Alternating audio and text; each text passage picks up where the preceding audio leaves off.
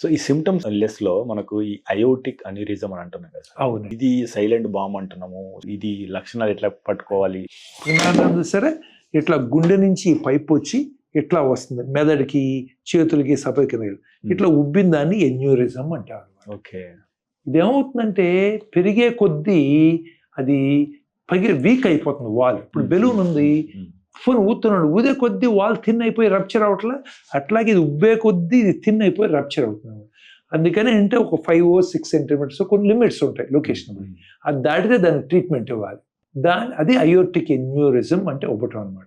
కొన్ని ఏరియాస్లో అంటే లోపల నుంచి సర్జరీ లేకుండా ఈ రోజు ఇలాంటి ట్యూబ్ పెట్టేస్తాం. ఇక్కడ నుంచి పెట్టేస్తే సర్జరీ లేకుండా సరిపోతుంది. ఓకే. ఎందుకంటే aortic aneurysm surgery complicated surgery, cost ఎక్కువ, రిస్క్ ఎక్కువ, చాలా బ్లడ్ అవసరం అవుతుంది, ఇలాంటివి ఉంటాయి. అందుకని కొంతమందికి సర్జరీ లేకుండా చేస్తారు. ఇప్పుడు ఇలాంటి లొకేషన్లో వచ్చిందనుకోండి ఖచ్చితంగా సర్జరీ చేయాల్సిందే. అట్లాగే ఇప్పుడు ఈ హార్ట్ రూట్ దగ్గర వచ్చిందనుకోండి సర్జరీ చేయాల్సిందే. సో అందుకని దాన్ని కొంతమందిలో ఏమంటే సైలెంట్గా ఉంటాయి ఇవన్నీ కూడా. పేషెంట్ తెలుసుకోవచ్చా నాకు ఇది ఉంది కావచ్చు అని ఏమైనా లక్షణాలు బయటపడతాయా? తెలియదు. ఇప్పుడు ఏమవుతుందండి, మీరు ఇట్లా టెస్ట్లకు వచ్చినట్టు మా టెస్ట్లో బయటపడతాయి చాలాసార్లు. లేదు ఒక్కోసారి సివియర్ పెయిన్ వస్తుంది, పొట్టలో పెయిన్ వస్తుంది, వచ్చినప్పుడు అల్ట్రాసౌండ్ చేస్తాం, అట్లా భయపడాల్సింది.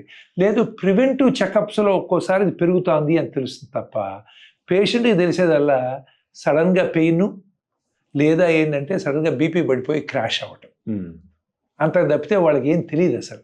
అందుకని ఈ టెస్ట్లో మేము రొటీన్ టెస్ట్లో అల్ట్రాసౌండ్ ఎక్కువ చేసినప్పుడు మనకు తెలుస్తాం. మెడ్ ప్లస్ లో అదే మెడిసిన్ అదే క్వాలిటీ, మార్కెటింగ్, డిస్ట్రిబ్యూషన్, ఇంకోటి అంటూ వీళ్ళకి అదనపు ఛార్జీలు ఉండవు. అందువల్లే 50 to 80% డిస్కౌంట్ లో మనకు అందిస్తున్నారు.